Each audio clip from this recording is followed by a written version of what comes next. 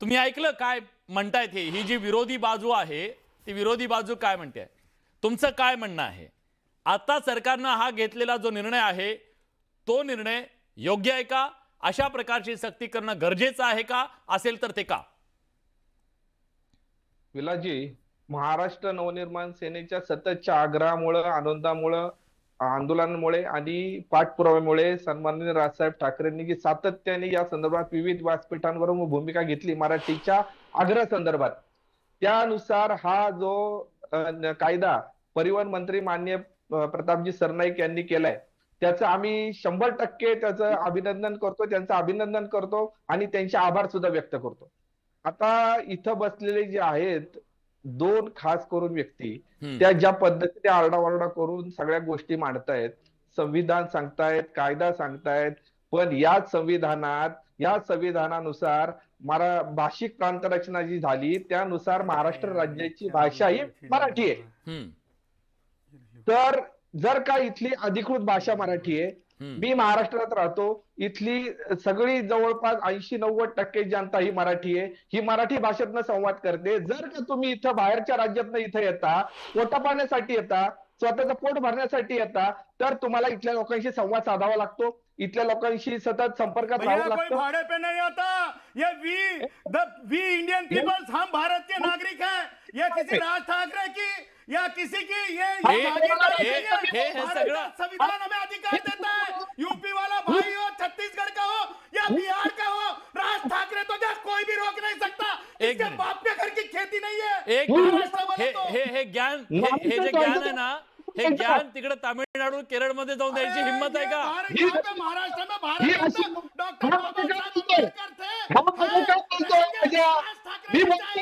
आणि त्यांनी सांगितलंय, बाबासाहेबांनी सांगितलेलं आहे, भाषावर प्रांतरचना कोणी केली आहे? हे पुस्तक आहे बाबासाहेबांनीच लिहायला सांगितलेलं आहे कायद्यावर आधारित. आणि तुम्हाला सांगतो, ज्ञान पाजरायचं असेल तर माननीय मुंबई उच्च न्यायालयाने 2017 मध्ये त्यांचं म्हणणं ऐकून घ्या, त्यांचं म्हणणं मला ऐकून घ्या. त्यांचं काय म्हणणं आहे ऐकून घ्या. ते काय सांगायला, मी कायदा सांगायला त्याचं उत्तर द्यायला सांगा त्यांना. हा योगेशजी बोला, मला टॅक्सी चालकांची सुद्धा समस्या जाणून घ्यायची. हा प्लीज मी बोला. याच्यामध्ये बोललोय का? हा बोलत असताना मी बोललोय का? हा म्हणजे का बोलतो मग हा माणूस? ए बाबा, मी तुला कोण बोलायला? मी व्ह्यूअर्सला सांगत आहे, तुला नाही सांगत. तू एवढा मोठा कधी होऊन गेला? मी माझ्या व्ह्यूअर्स लाखो, एकदा गुणरत्न बोलतात तर 1 लाख बोलतात. तुझा नेता बोलतोय तर 5,000 पर्यंत तुझा नेता आवाज जात बंद नाही. करा, आवाज बंद करा. माझा आवाज बंद करा. योगेशजी बोला. माझा आवाज बंद करायला लय ताकद साधा- असते. हा. अरे विलासजी, बोला. हा जो सदावर्ते माणूस आहे ना, हा भाजपचा पपेट वैयक्तिक शो आहे. नको, ऐका, वैयक्तिक नको, आपण मुद्द्यावर बोला, मुद्द्यावर बोला. बोल, समोर मग येऊन माझ्यामध्ये वैयक्तिक जर बोलायचं बोलायचं असेल तर हा माझ्यामध्ये बोलायचं नाही, मग मी बोलत असताना.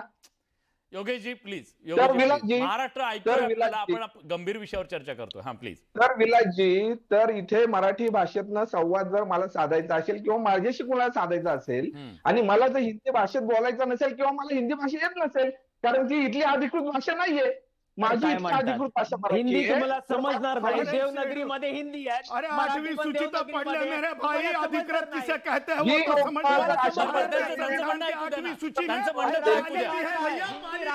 या दोघांना एक मिनिट. मी बोलू शकतो. हिंदी राष्ट्रभाषा आहे. तुम्हाला बोलण्यात एक भाषा आहे. मराठी सुनील शुक्ला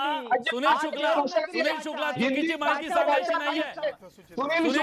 सुनील शुक्ला चुकीची माहिती द्यायची नाही. कोण म्हणलं राष्ट्रभाषा आहे म्हणून? हिंदी राष्ट्रभाषा हिंदी नाहीये. राष्ट्रभाषा कोणी सांगितलं? वतन है हिंदुस्तान हिंदी राष्ट्रभाषा नाहीये. अरे कोण म्हणाला चुकीची माहिती सांगायची नाही महाराष्ट्राला? चुकीची माहिती सांगायची नाही महाराष्ट्राला. चालणार. हिंदी राष्ट्रभाषा नाहीये. हिंदी एक राष्ट्रभाषा मिनिट. है, था, है और रहेगा. हा घरी हिंदी है, हाँ, घरी वतन है, इथं नाहीये. हिंदुस्तान हमारा. हम आपके साथ हैं सुनील जी, हम आपके साथ हैं. युपी मध्ये बोलायचं हिंदी कुठली भाषा आहे, तिकडची भाषा आहे. इथं मराठी आहे. आदिना डमाळे आपल्या सोबत आहे. मी सगळ्यांना विनंती करतो, प्लीज थांबा, ऐका. ओ सुनीलजी, 1 मिनिट ऐका. आदिनाथ, या प्रकारच्या परप्रांतीयांच्या मुळे तुम्हा मराठी टॅक्सी चालक बांधवांना काय नेमक्या अडचणींना सामोरं जावं लागतंय? का अशा प्रकारे त्यांना मराठी येणं गरजेचं आहे? प्रथम सर, मी IBN लोकमत आणि बडे सरांचं न्यूज 18 मी मराठी. अभिनंदन करतो. हम्म. न्यूज 18 मराठी तुमचं अभिनंदन करतो. एक मराठी टॅक्सी चालकांचं प्रतिनिधित्व करण्यासाठी मला तुम्ही संधी दिली. सर, या क्षेत्रामध्ये जो काम करतो त्याला खरं त्याचं वास्तव माहीत असतं. कुणीतरी आपल्या ऑफिसमधून त्याचं वास्तव सांगणं हे तेवढं सोपं आणि तितकं सोपं हे नसतं. हम्म. प्रत्येक ठिकाणी मराठीचा मुद्दा येतो, पण मराठीचा मुद्दा आल्याच्या नंतर या सरकारला उशिरा का होईना हे आलेलं शहाणपण खूप चांगलं आहे, मी असं मान्य करतो. बर. कारण की 80% टॅक्सी आणि रिक्षा चालकांचे तुम्हाला सांगतो परप्रांतीयांचे गाड्या अशा आहेत की त्यांचे कुठलेही पेपर क्लिअर नाहीत. ऑनलाईन ज्या टॅक्सी चालतात त्याच्यावर एका एका गाडीच्या पेपरवरती 4-4 जणांचे आयडी ओपन केले जातात. मराठी माणूस असू द्या किंवा दुसरा भाषिक असू द्या, हम्म. पण ज्यावेळेस तो त्याला सर्व्हिस द्यायला जातो त्यावेळेस तो जाणून बुजून तो त्याचीच भाषा वापरतो. तो एखाद्याला मराठी येत असेल तरी तो मराठी भाषा वापरत नाही.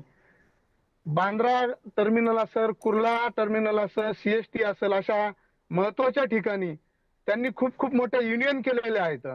आणि मराठी एखादा जरी तिथे भाडं उचलायला गेला तर त्याला दादागिरी करतात, त्याला हाणमार करतात. यांच्या तिथं अशा युनियन तयार करून ठेवल्या जातात हम्म. की त्या युनियन पुढे एकही मराठी टॅक्सी आणि रिक्षावाला टिकत नाही. हम्म. त्याच्यातून पुढे असा प्रश्न तयार होतो की एक प्रत्येक ठिकाणी हे जे काही मुंबईतले महत्वाचे स्टेशन आहेत, हम्म. 10% मराठी रिक्षा आणि टॅक्सीवाले तिथे राहिले नाही. यांच्या सगळ्या दादागिरी चालतात. हा. मराठीचा मुद्दा जरी आला ना तरी हे जाणून बुजून मराठी बोललं जात नाही. त्यांना कोणाला येत असेल, कारण की मराठी बोललं तर मग त्यांच्यामध्ये पण वाद होतात, कारण की ते युनियन तयार झालेली असते. आणि प्रत्येक ठिकाणी तुम्हाला सांगतो हे मुजोरी कशी करतात, ही समस्या प्रवाशांसोबत मुजोरी कशी करतात हे ते सांगा. प्रवाशांसोबत सर तुम्हाला सांगतो मुजोरी असे करतात. एक परप्रांतीय एक जणांनी जरी ती चूक केली तरी हजारो मराठी किंवा दुसऱ्या टॅक्सीवाल्यांना ते भोगावी लागते. कारण की त्यांचा मी स्वतः अनुभवलेला विषय सांगतो. हम्म. तर एखाद्या गाडीत तुम्ही स्वतः बसून बघा आणि त्याला सहज विचारा परप्रांतीयाला की तुझ्या गाडीचे पेपर फक्त मला दाखव. त्याने जर तुम्हाला त्या पेपर जर दाखवले पूर्ण जे काही नियमात असतील शासकीय नियमात, तरी तुम्हाला सांगतो 80% गाड्याचे कुठलेही पेपर क्लिअर नाहीत. कारण की फक्त हे मुजोरीवर चालतात आणि त्यांची जी दादागिरी तयार झालेली आहे याला आपलं ठीक आहे. प्रशासन जबाबदार आहे. मी येतो ठीक आहे. समजतो. तुम्ही कारण की अतिशय तुम्ही महत्वाचा मुद्दा मांडलात. मी येतो तुमच्याकडे. तुम्ही कारण खरं की तर तुम्ही- वास्तव एक मांडलं मिनिट सर, ग्राउंड एक मिनिट झिरो. सर, एक मिनिट. हा प्लीज बोला बोला बोला. मी त्या क्षेत्रामध्ये काम करतो म्हणून मी त्या वास्तव तुम्हाला सांगतो. आता तुम्ही हा मुद्दा शासनाने काढलाय. ज्यावेळेस सर हा परवाना दिला जातो किंवा तुम्हाला परमिट दिलं जातं किंवा तुम्हाला त्या लायसन दिलं जातं त्यावेळेस हा कुठलाही मुद्दा तिथं घेतला जात नाही. हा. मग तुम्ही त्यावेळेसच हा मुद्दा घ्यायला पाहिजे शासनाने. बरोबर आहे, बरोबर आहे.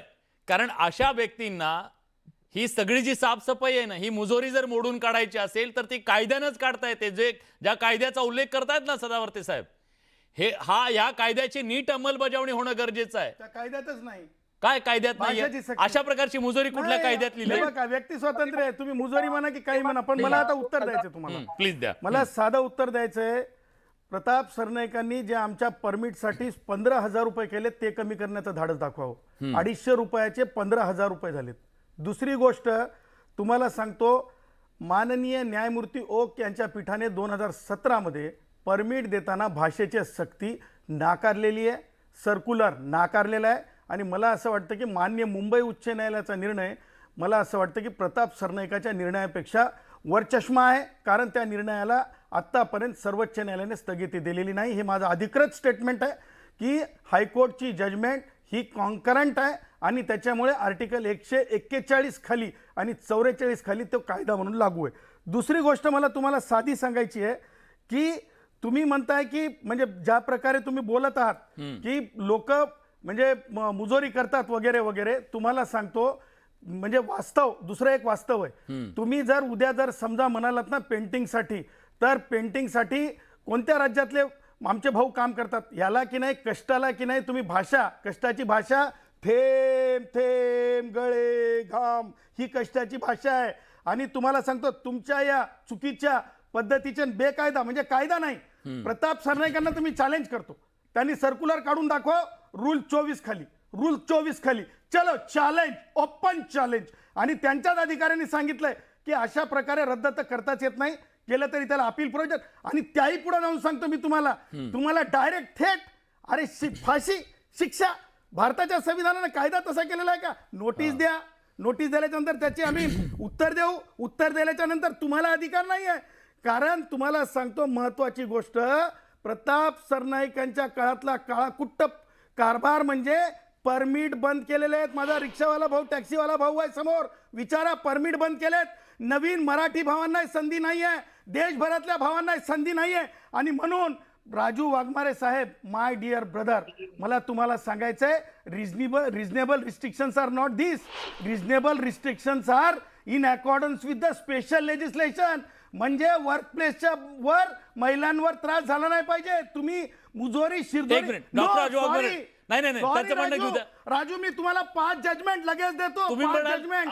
असं नाही, तुम्ही म्हणाल ते कसं होईल? नाही, तुम्ही मी म्हणाल judgment सांगतो. कायदा काय तो फक्त तुम्हालाच माहिती. नाही, त्यांना मला म्हणाल माहिती आहे म्हणून मी द्या. सांगायला doctor Raju reasonable Waghmare please restrictions एक ज्या मिनिट. आहेत चुकीच्या असं पद्धतीने. नाही कोर्टामध्ये समोरच्या वकिलांना पण बोलू दिलं जातं. हा प्लीज बोला बोला डॉक्टर बोला. राजू, तुम्हाला पहिली सांगतो, गोष्ट बोला, चला, सुन रे, संविधान 19(6) खाली रिझनेबल रिस्ट्रिक्शन राज्य सरकार लावू शकतं पब्लिक सर्व्हिसेसच्या बाबतीत. हा पहिला What मुद्दा are आहे. that public दुसरं- services, IAS, IPS दुसरं- ऑफिसर जर असतील तर मग त्या त्यांचं 5 म्हणणं तर ऐका ना. वर्षामध्ये 5 अटेम्प्ट मध्ये त्यांनी आपली परीक्षा त्या भाषेची त्या मला- राज्यातली क्लिअर करायची आहे. मला- तुमच्या एक मिनिट, राज्यातल्या एखाद्या IAS, एक मिनिट. IPS ऑफिसरला विचारा. हे तुम्हाला सांगतो, अहो, हे बिझनेस आहे. It is- ऐका ना पंतप्रधान It नरेंद्र is मोदी सुद्धा totally- इथं it is- आल्यावर मराठी हो, बोलतात. हो दत्तोपंत ठेंगडी मान्यवर यांच्या महाराष्ट्रात यांच्या देशामध्ये एक मिनिट. आम्ही असंच चालू सदावर्त साहेब, हा, प्लीज, प्लीज. चॅलेंज आहे. बरं प्लीज आता